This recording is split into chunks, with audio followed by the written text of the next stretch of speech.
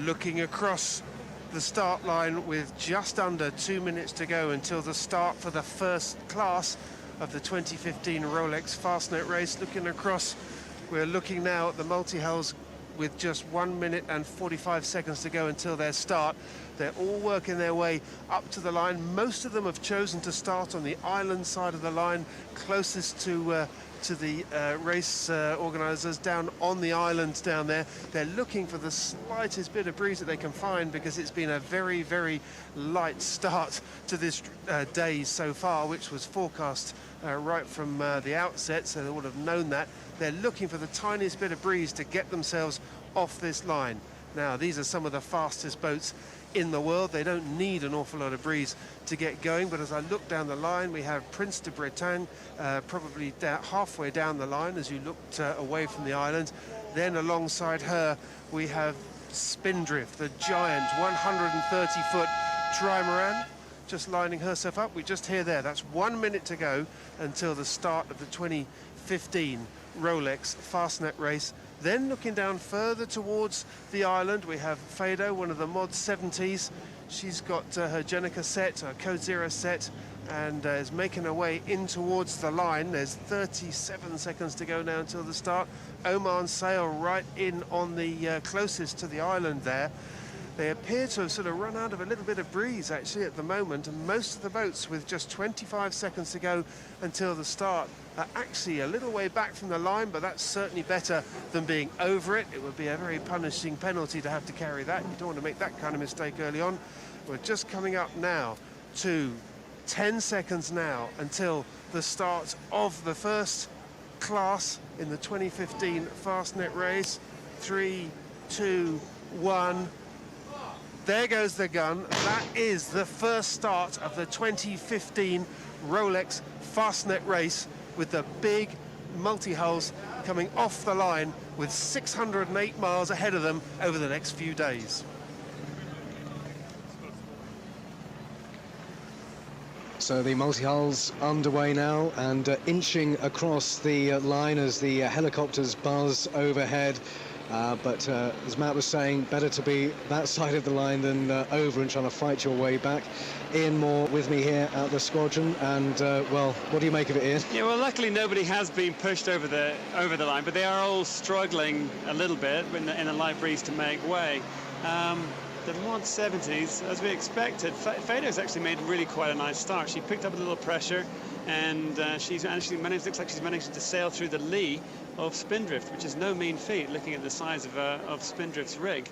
But Oman at the moment is stuck on port tack, which is going to make it very, very tricky for them to get across the start line. I'm not sure how that's all going to play out, but right now it's between Phaedo and Spindrift, I think.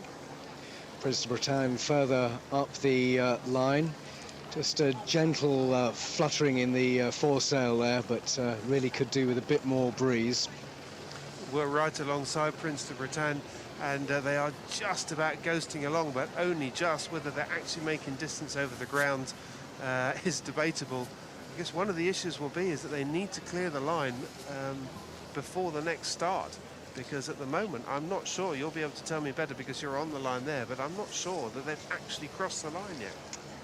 Certainly Spindrift has got a small problem with the mainsail at the moment, and as much as it is probably one of the biggest mainsails we'll see out on the water today, and yet they haven't managed to actually get their battens through at the top there, so they're actually decidedly underpowered at a time when they really want to be kind of cranking her up as much as possible. Yeah, well, we will let you know if there is a postponement, but at the moment the running schedule is as published, with 10-minute separation between the starts for the first yachts here in the Rolex Fastnet race. So the Amoca 60s, Class 40 and Figaro's due to go at 12:10. The multi-hulls, as Matt and James have been telling us, just inching over the line there, and at the moment no postponement for the other classes. It certainly looks like Phaedo's managed to pull off the start that we talked about, the one boat getting, lining up with the tide.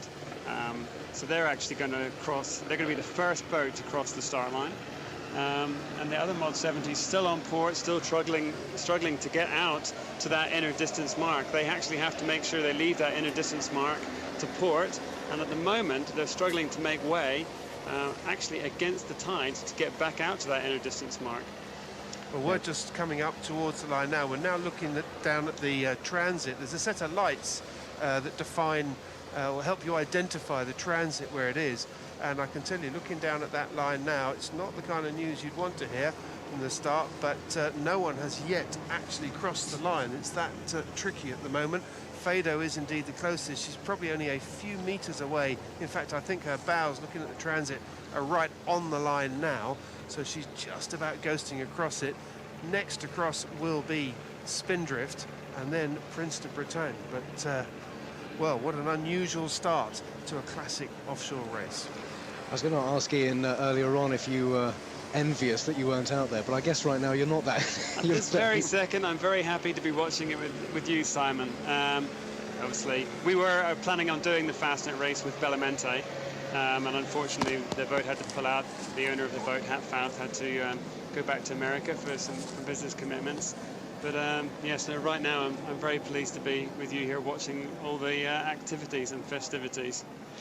The spectator boats seem well behaved. Would you agree with that, Matt, or are they giving them clear water? No, it's they've been very good so far. There's a few on the track, but most people are there keeping their speed down, which is very, very important indeed. One of the best places to actually watch these starts is actually in the new exclusion zone. That's the racing exclusion zone, but the new zone, the corridor that runs parallel down with Cowes Green, and I can see as I look across, there are lots of boats there. That is a superb place to watch because you'll get the boats coming down past the island as they come off the start line. So, but otherwise, no, pretty well behaved. It was a pretty hectic start. I would not want to have been at the wheel of any one of these trimarans, frankly, for once at that start, because you're just surrounded by boats left, right and centre. But anyway, they all got away cleanly, which is good, and certainly the first three are very much over the line at the moment and on their way.